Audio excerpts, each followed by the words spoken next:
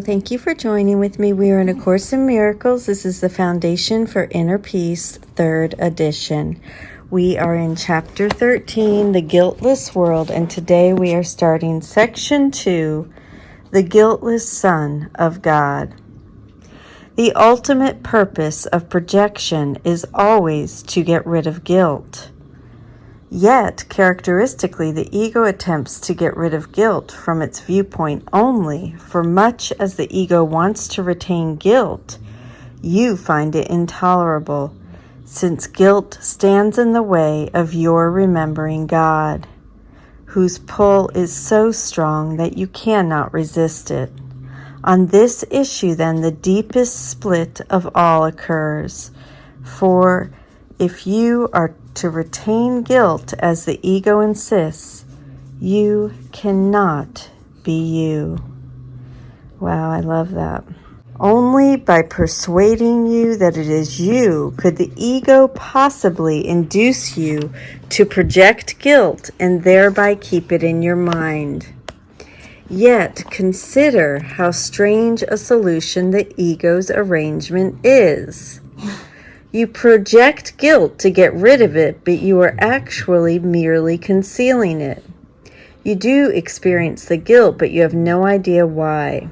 On the contrary, you associate it with a weird assortment of ego ideals, which the ego claims you have failed. Yet you have no idea that you are failing the Son of God by seeing him as guilty. Believing you are no longer you, you do not realize that you are failing yourself. The darkest of your hidden cornerstones holds your belief in guilt from your awareness. For in that dark and secret place is the realization that you have betrayed God's Son by condemning him to death. You do not even suspect this murderous but insane idea lies hidden there, for the ego's destructive urge is so intense that nothing short of the crucifixion of God's Son can ultimately satisfy it. It does not know who the Son of God is because it is blind. Yet let it perceive guiltlessness anywhere, and it will try to destroy it because it is afraid. Much of the ego's strange behavior is directly attributable to its definition of guilt. To the ego, the guiltless are guilty. Those who do not attack are its enemies, because by not valuing its interpretation of salvation, they are in an excellent position to let it go. They have approached the darkest and deepest cornerstone in the ego's foundation, and while the ego can withstand your raising all else to question, it guards this one secret with its life, for its existence depends on keeping this secret. So it is this secret that we must look upon, for the ego cannot protect you against the truth, and in its presence the ego is dispelled. In the calm light of truth, let us recognize that you believe you have crucified God's Son. You have not admitted to this terrible secret because you would still wish to crucify him if you could find him. Yet the wish has hidden him from you because it is very fearful, and so you are afraid to find him. You have handled this wish to kill yourself by not knowing who you are and identifying with something else. You have projected guilt blindly and indiscriminately, but you have not uncovered its source. For the ego does want to kill you, and if you identify with it, you must believe its goal is yours. I have said that the crucifixion is the symbol of the ego. When it was confronted with the real guiltlessness of God's Son, it did attempt to kill him, and the reason it gave was that guiltlessness is blasphemous to God. To the ego is God, and guiltlessness must be interpreted as the final guilt, that it fully justifies murder.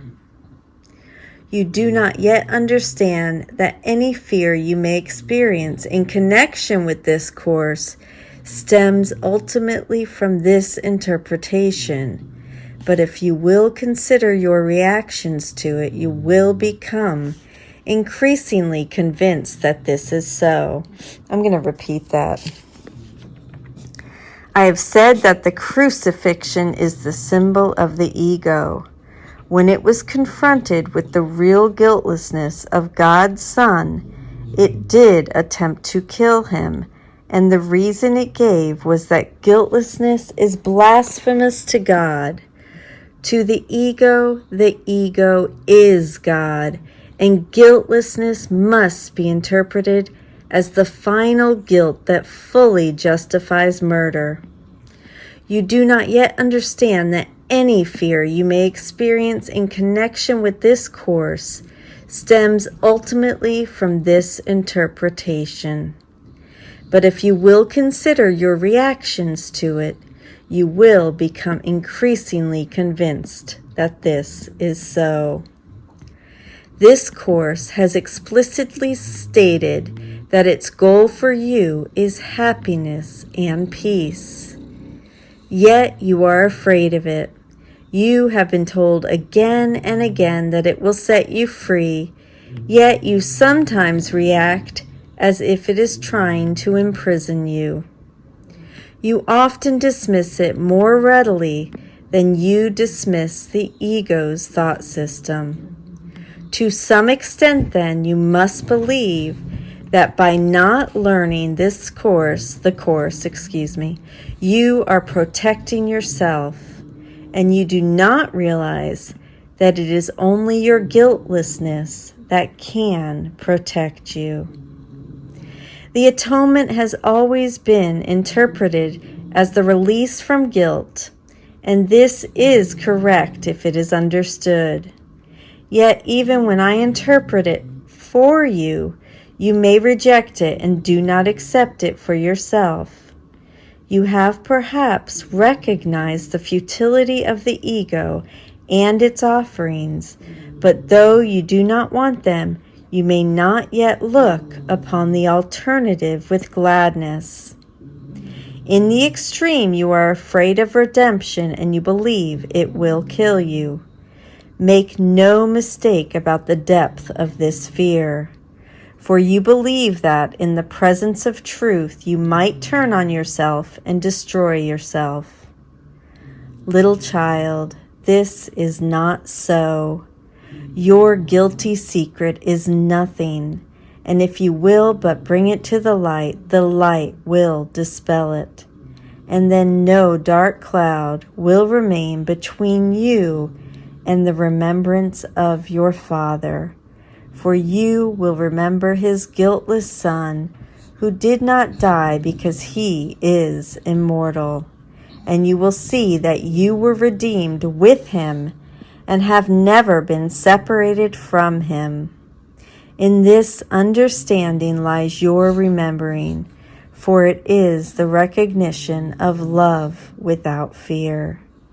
There will be great joy in heaven on your homecoming, and the joy will be yours.